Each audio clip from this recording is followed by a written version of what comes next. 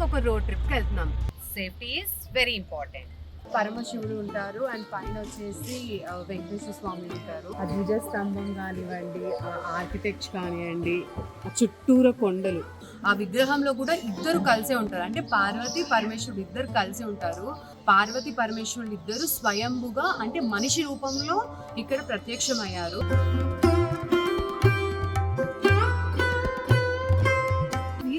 స్వామి ఏం చేసేవారంటే ఒక చోట ఆవులందరినీ పెట్టి వాటి చుట్టూ గీత గీసి ఇక్కడికి వచ్చి కాలజ్ఞానం రాసేవారు.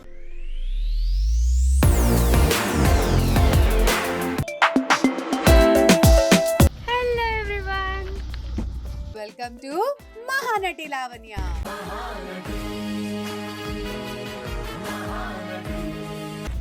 మళ్ళీ ఏంటి జర్నీ కార్ తీసింది, ఇప్పుడు ఎక్కడ ప్లేసెస్కి వెళ్తున్నామో అని ఆలోచిస్తున్నారా? ఏం లేదండి, ఇప్పుడు దాకా మీకు అన్ని చాలా డిఫరెంట్ ప్లేసెస్ చూపించా. ఇప్పుడు ఇంకొక రోడ్ ట్రిప్కి వెళ్తున్నాం. అది ఎక్కడికో తెలుసా? హైదరాబాద్ టు యాగంటి. సో హైదరాబాద్ నుంచి యాగంటికి మనం ఎలా జర్నీ చేయబోతున్నాం, మధ్యలో ఏ ప్లేసెస్ కవర్ చేయబోతున్నామో ఎవ్రీథింగ్ నేను మీకు ఈ వీడియోలో చూపిస్తాను. సో యాగంటి రీచ్ అయ్యాక కూడా అక్కడ యాగంటి విశిష్టత ఏంటి, అక్కడికి సంబంధించిన ఏమంటారు సీక్రెట్స్ కానీ లేకపోతే మిరాకల్స్ కానీ అవన్నీ నేను మీకు చెప్తానండి. So finally let's start our journey. So on the way to Yaganti. చలో. సో ముందుగా మన రోడ్ జర్నీ స్టార్ట్ చేయడానికి ముందు safety is very important. So wear our seat belt అన్నమాట. So let's start our journey towards Hyderabad to Yaganti. Good morning. So ఫైనల్గా మనము Yaganti night reach అయిపోయాము. ఇక్కడే స్టే చేసాము. ఇప్పుడు ఫ్రెష్ అప్ అయిపోయి నేను చక్కగా దేవుడి దర్శనం కోసం వెళ్తున్నాం.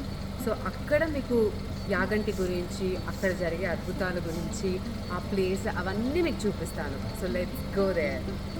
యాగంటిలో ఉన్నాము. సో ఇక్కడ పరమశివుడు ఉంటారు అండ్ పైన వచ్చేసి వెంకటేశ్వర స్వామి ఉంటారు. సో ఫస్ట్ మనం వెళ్ళి పరమశివుని దర్శనం చేసుకొని, అండ్ యాగంటి విశిష్టత తెలుసు కదండి, ఇక్కడ నందీశ్వరుడు ప్రతి సంవత్సరం కొద్దిగా అంటే ఇంచెస్ బై ఇంచెస్ కొంచెం గ్రో అవుతూ ఉంటారు. అసలు అది ఎలా ఉంటుంది ఏంటనేది మనం చూద్దాం. Let's go inside. ఇది ఎంట్రన్స్. ఎంత బాగుందో చూసారా? కొండల మధ్యలో ఇక్కడ ధ్వజస్తంభం ఉంది. సో మనం ఇక్కడ ఫస్ట్ వచ్చేసి నందీశ్వరుని దర్శించుకుందాం. నందీశ్వరు గురించి మీకు తెలిసిందే, అదేంటనే నేను ఆ లోపల వెళ్ళాక మీకు క్లియర్గా ఎక్స్ప్లెయిన్ చేస్తా. ఒక్కసారి చుట్టూరు అట్మాస్ఫియర్ చూడండి, ఎంత అద్భుతంగా ఉందో. మొత్తం కొండలే అసలు.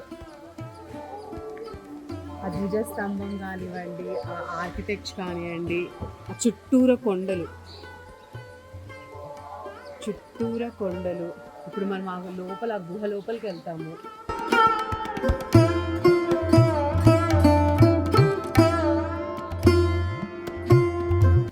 అద్భుతమైన వ్యూ ఇదంతా. నిజంగా ఎంతో అదృష్టం ఉంటే మనం ఇలా యాగంటి దర్శనం చేసుకుంటాము.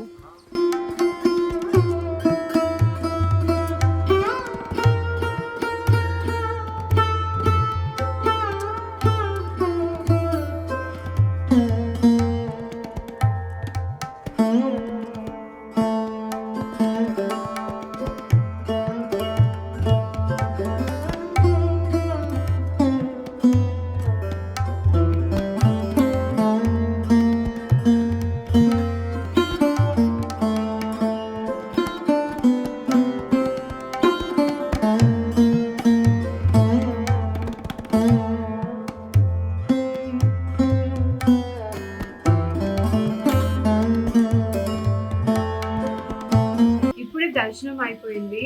ఇప్పుడే శివపార్వతి ఇద్దరిది దర్శనం చేసుకొని వచ్చాము. యాక్చువల్లీ మనం video and photography not allowed లోపల, కానీ ఎంత అద్భుతంగా ఎంత అందంగా ఉందంటే విగ్రహం. అంటే ఒకటే విగ్రహంలో శివపార్వతులు ఇద్దరు కలిసి ఉంటారు. అది స్వయంభుగా వెలిసిన విగ్రహం. ఇంతవరకు నేను విన్న ప్రకారం, అంటే పూజారిని అడిగిన దాని ప్రకారం చెప్తే ఆయన ఏం చెప్పారంటే ప్రపంచంలో ఎక్కడ శివపార్వతులు ఇద్దరు లేరు, సపరేట్ విగ్రహాలు లేవు. ఒకటే విగ్రహంలో శివపార్వతులు ఇద్దరు ఒకటే విగ్రహంలో వెళ్తారనమాట. అండ్ ఇది కోనేరు, ఇది ప్రకృతి ఇచ్చిన కోనేరు. అంటే ఈ వాటర్ ఎక్కడి నుంచి వస్తుందో కూడా ఎవరికి తెలియదు. లిటరల్ గా చాలా నీట్ వాటర్. అండ్ ఇదే నీళ్ళు తీసుకెళ్ళి అక్కడ పరమశివునికి అభిషేకం చేస్తారు. ఇప్పుడే నందీశ్వరుని దర్శనం కూడా అయిందండి. సో వెనకాతలే ఉన్నారు చూడండి నందీశ్వరు, ఎంత పెద్ద నంది. నేను మాటలో చెప్పలేను, మీరు యాగంటికి వస్తే కానీ, మీరు పర్సనల్గా ఎక్స్పీరియన్స్ అవుతే కానీ అద్భుతం మీకు నేను మాటలో చెప్పలేని అద్భుతం అది.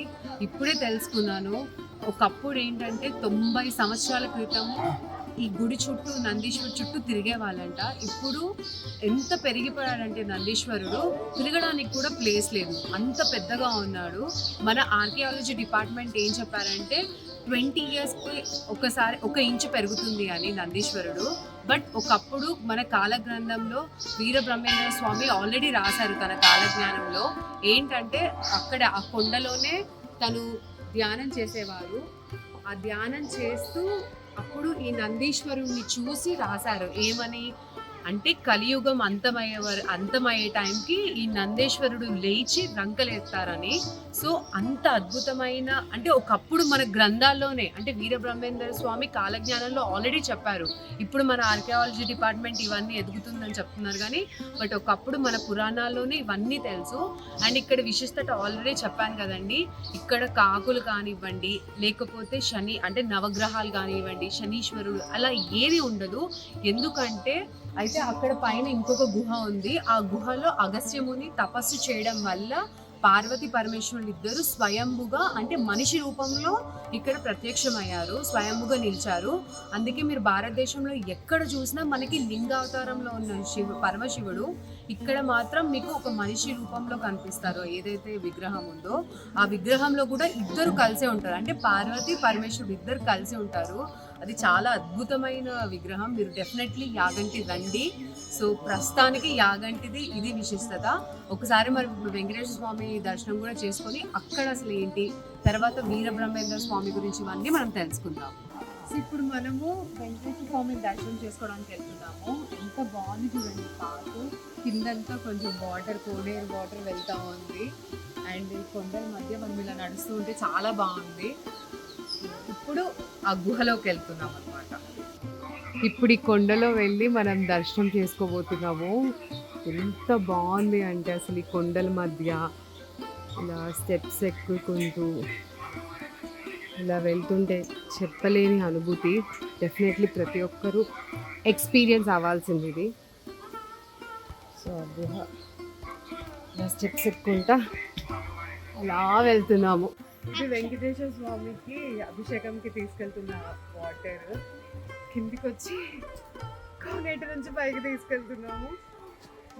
ఎక్కేటప్పుడు ఉంటుంది చుక్కలు.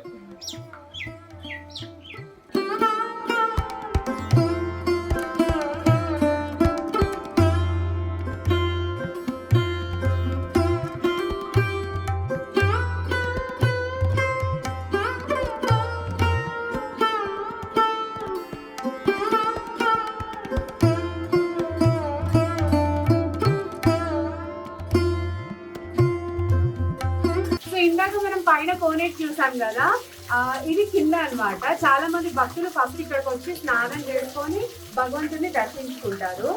అయితే యాగంటిలో స్పెషాలిటీ ఏంటంటే, ఈ వాటర్ ఎక్కడి నుంచి వస్తుందో ఎవ్వరికి తెలియదు. అంతేకాదండి, ఇదేంటంటే ఈ వాటర్ అసలు ఎన్ని సంవత్సరాలు ఎన్ని ఇయర్స్ అయినా కానీ ఇంతవరకు అసలు ఈ వాటర్ ఇంకిపోయిన సమస్య లేదన్నమాట. అంటే ఎప్పుడు 24 hours 365 days, ఒక 80 సంవత్సరాలు 90 సంవత్సరాలైనా ఈ వాటర్ అలానే ఉంది. ఇప్పుడు దాకా ఏ కాలమైనా సరే ఇంకిపోలేదు. సో ఈ ఇంత బాగుందంటే ఈ వాటర్ చాలా అద్భుతంగా ఉంది. ఒకసారి కోనేరు చూడండి, చాలా మంది భక్తులు స్నానం చేస్తారు అక్కడ.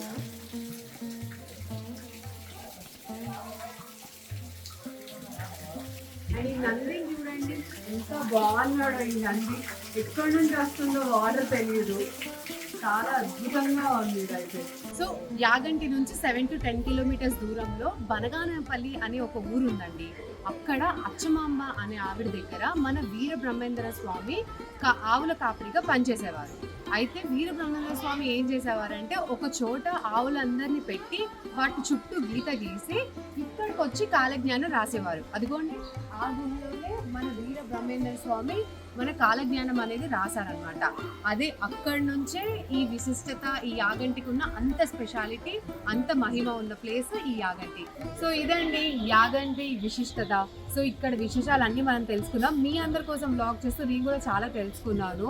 సో డెఫినెట్లీ ఇంత మంచి అద్భుతమైన చాలా స్పెషల్ ప్లేస్, మిరాకిల్ ప్లేస్ ఈ యాగంటి కాబట్టి హ్యాపీగా వచ్చి పరమశివుడిని దర్శించుకోండి. నందీశ్వరుడి దర్శనం, వెంకటేశ్వర స్వామి దర్శనం అండ్ వీరబ్రహ్మేంద్ర స్వామి వీళ్ళందరి దర్శనం చేసుకొని హ్యాపీగా వాళ్ళ బ్లెస్సింగ్స్ తీసుకోండి. సో ఈ రోజుతో ఈ blog is about Yaganti and we have successfully completed. Thank you.